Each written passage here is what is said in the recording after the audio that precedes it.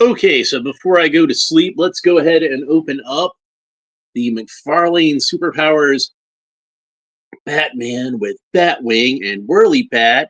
You can see this is gold label. That means this is an exclusive. It was an Amazon exclusive. Well, allegedly, because for whatever reason, they got heavily delayed at Amazon, and a lot of people were buying them off of AliExpress. But I wound up getting mine off of Amazon eventually, months after the fact.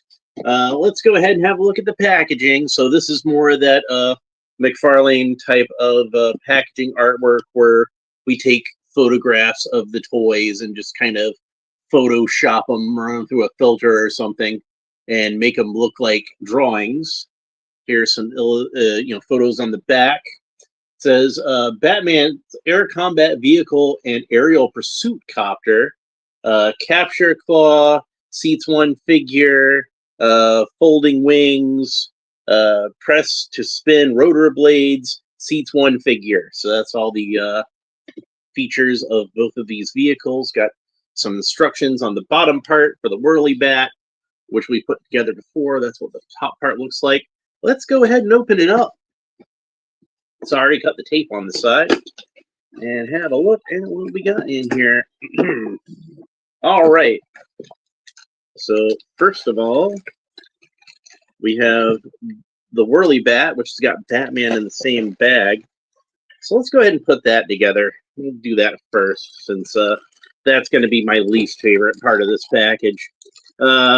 Longtime viewers might recall that I have opened up the Whirlybat before on this channel and was very disappointed with it because you couldn't get Batman to stay in the seat.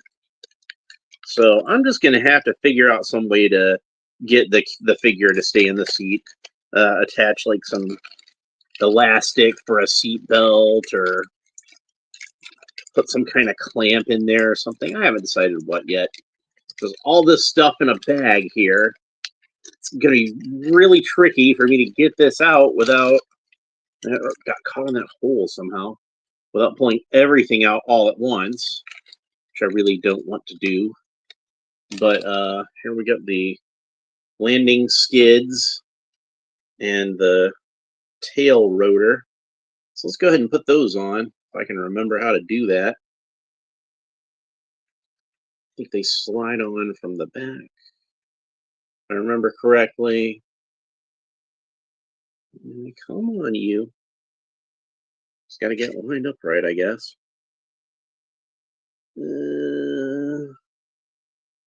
Get some more sort of clicks on.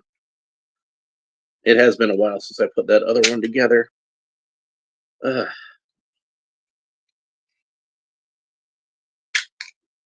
it, it's not wanting to go. Please get off of my finger. But we definitely want the skids facing towards the front. There we go. I might have been trying to put it on backwards. I don't remember. I thought I had it facing the right way. There we go.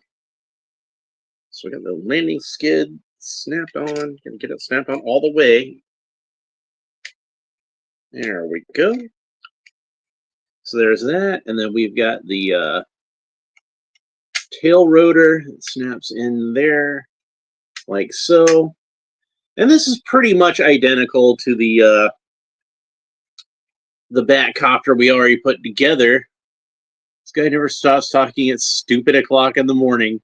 Well, you know, I'll do these whenever I got time to do them. Josh Anthony says, I wish McFarlane would release again the type of Spawn Ultra action figures he did in the early 90s.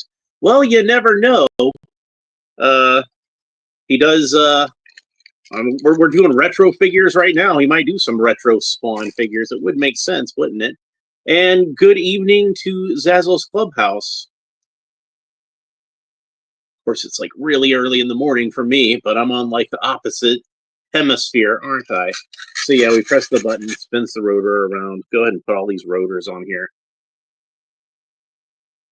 So yeah, I was really looking forward to the Whirlybat when it was initially released, but you know, I was kind of disappointed in the execution. I do actually really like the vehicle.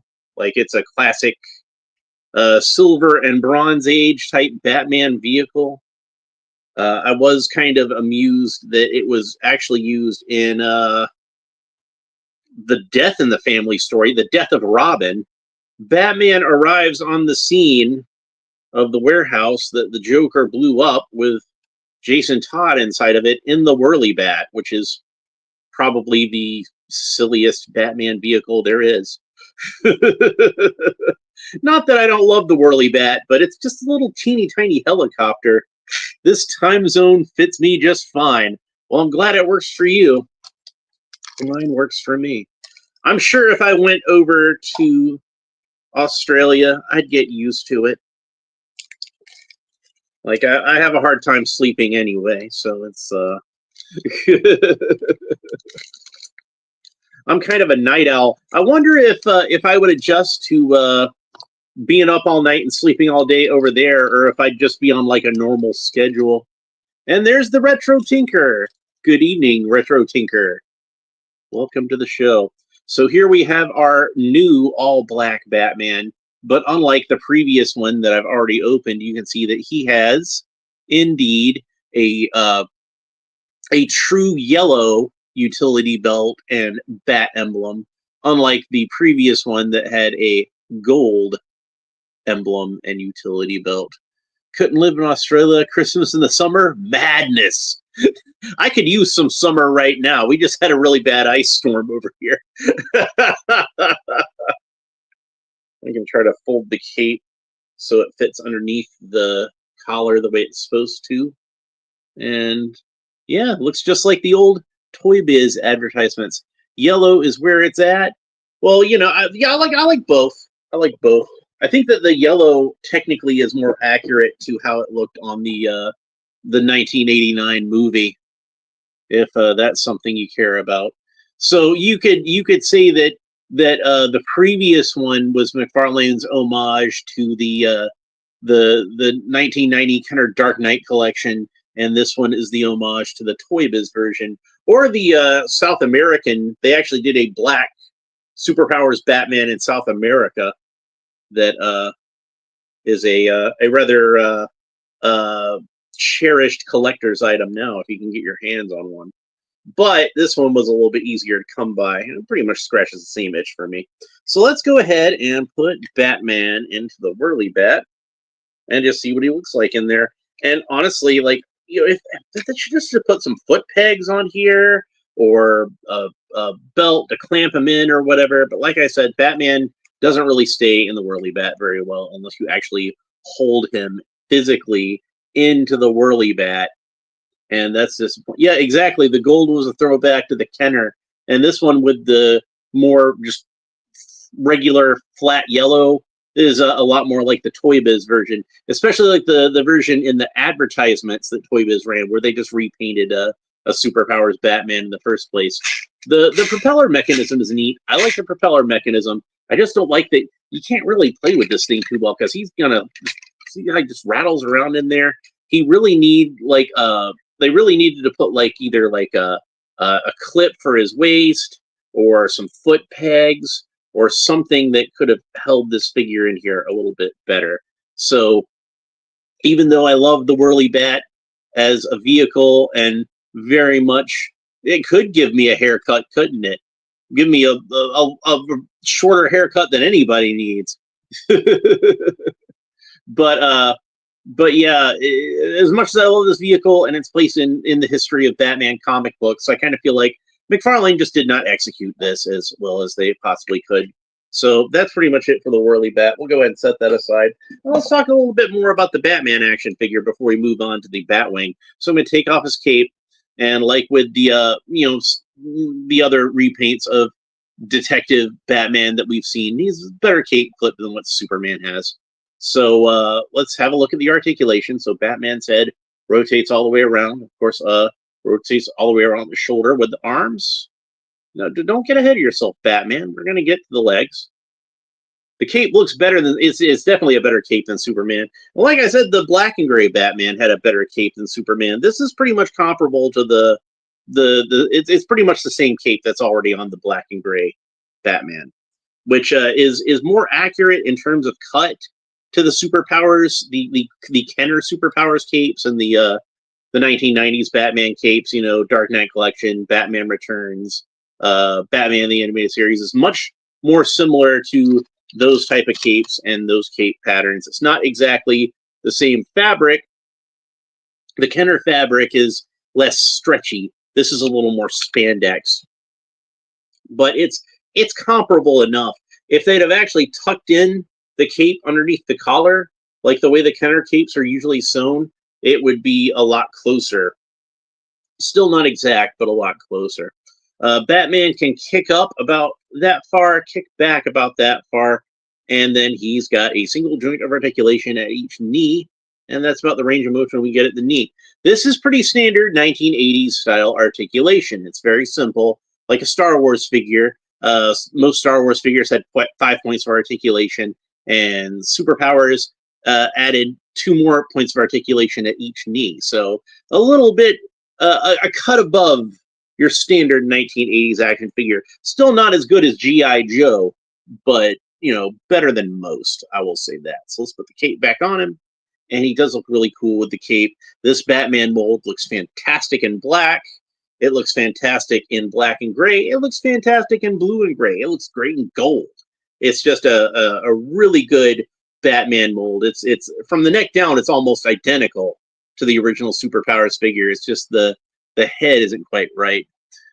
Sometimes you want a Pazuzu action figure. I think Mego made a figure of Reagan at least.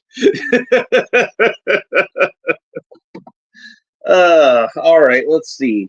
Last and not least in the package, this is all, you know, stuff we've been over before. So this is kind of like old home week as far as like revisiting a lot of this stuff. But most of these toys I thought were pretty good to begin with. You know, for the price I paid for this, you know, I probably didn't want to get a Whirlybat. I probably would have rather just did Batman and the Batwing again, so I didn't have to buy another Whirlybat. But Whirlybat is pretty, you know, the Batwing is pretty cool, and the Batman figure is pretty cool. And I did want to get the this Batman figure. The main reason I wanted to get this Batman figure was because I was really curious as to whether he was going to be identical to the previous all-black Batman, or if he was going to have that flat yellow. And man, this bag just keeps wanting to get snagged all over this Batwing. So again, I've already opened this Batwing before on this channel, and it was the get you a Batmobile thing fits in it perfectly. I don't know, man. I don't trust that. I heard that's a good way to break a Batmobile. So we should press the button here to open up the canopy. But these canopies are notoriously delicate, at least on the original release. I'm hoping they fixed it for this one. And it does seem like the canopy doesn't quite swing open with the force that the previous one. It is a little weaker. And the plastic itself seems like it might be a little sturdier. It's definitely a little more cloudy than the orange plastic that was used. Yeah, the Batwing is a perfect design. I love the 1989 style Batwing. Probably one of the most brilliant things that was done in the 1989 movie, and that's a movie that's full of brilliant things, was the way that they redesigned the Batwing. Well, it was originally called the Batplane. It was always called the Batplane also until that movie, but they renamed it to the Batwing. But they redesigned it to resemble the Batman emblem. Everybody remembers that iconic shot of the Batwing flying up and being silhouetted over the moon and making the bat signal. That was such a cool moment. That was in a movie full of cool moments. That was one that always stood out for me. I always loved that one. So, as mentioned on the back of the package, the wings fold up. You saw the wings folded up earlier, so you can use that for storage to take up a little bit of extra space. And then we got a little trigger on the bottom that activates the pincers, so he can fly down and steal the Joker's balloons. Where does he get those wonderful toys? Well, this one I got off of Amazon. So anytime I open any of my Batwing canopies, and I did have one of these, I bought a few of them. I do have one of these that was broken inside the package when I took it out. It was already broken. Yeah, No, it broke it. Don't listen to Stan Lee. He's such a huckster. He just wants to sell those Fantastic Four figures. But I've opened some Fantastic Four figures on this channel before. Those were a Christmas present years ago.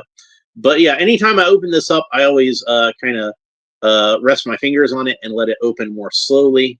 And that way it'll minimize, probably not 100%, remedy, but minimize that the canopy might break. But like I said, the spring doesn't seem quite as forceful on this as it does on the earlier one, and the plastic does seem slightly more sturdy. So hopefully this is a problem that Mcfarlane has addressed and fixed it. So anyway, I got a thing to display my Batmobile on. It's called a shelf. Let's go ahead and put Batman in the Batwing so we can see how he looks in there. And you can practically hear that Danny Elfman score when you put him in that Batwing. There we go. So I've mentioned before how my previous, the blue version of the Superpowers Batwing, I like to keep the old Kenner Dark Knight Collection / Batman Returns Iron Winch Batman figure, or I think it's also called Sky Winch Batman in some versions. But I like to keep Iron Winch Batman in the blue Batwing because I kind of feel like that's a comic book colored version of Michael Keaton that's in a comic book colored version of, the 1989 Batwing. It's not identical. It's pretty similar, but I think it's similar enough that if you think of the original Superpowers Batmobile as being like the Superpowers equivalent of the 1966 Batmobile, which is very similar to. Oh, and hey, look, there's Iron Witch Batman again, like I was talking about. You can think of this as being like the Superpowers equivalent of that 1989 Batwing. It hits all the right notes. Yes, that's a good way to put it. Retro Tinker says, I love that these are a return to toys that are toys, not just collectibles. Absolutely. I try, in my collection to still buy things that are children's playthings. Now, obviously, I love, collector edition figures. I love my the DC multiverse stuff. I think that's great.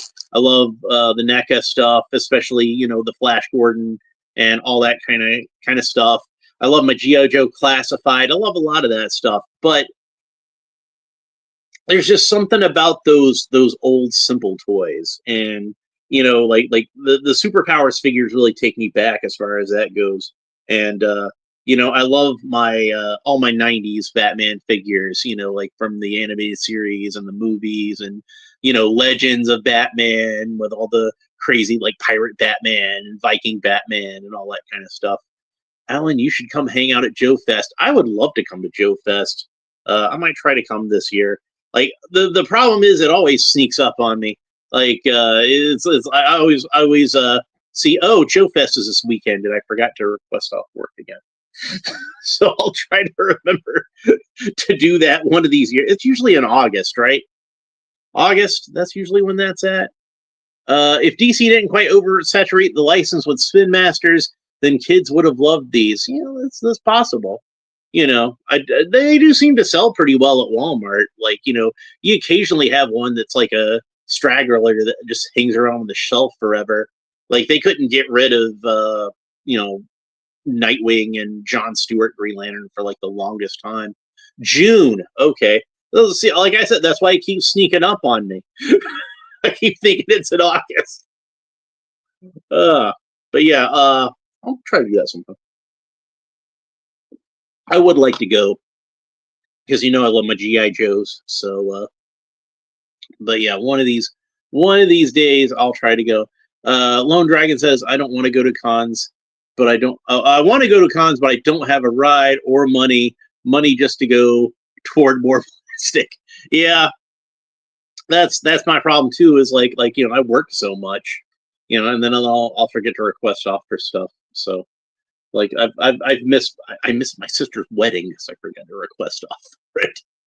That was one that just stuck up on me. So like I still have not forgiven myself for that.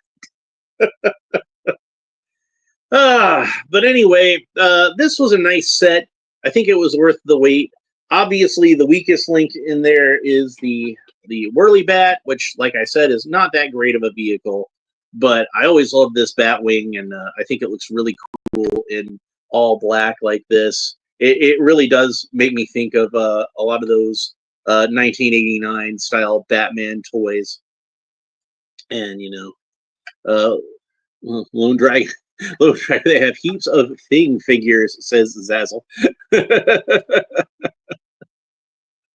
Oh, man. So yeah, really cool. I'm really happy with how this turned out.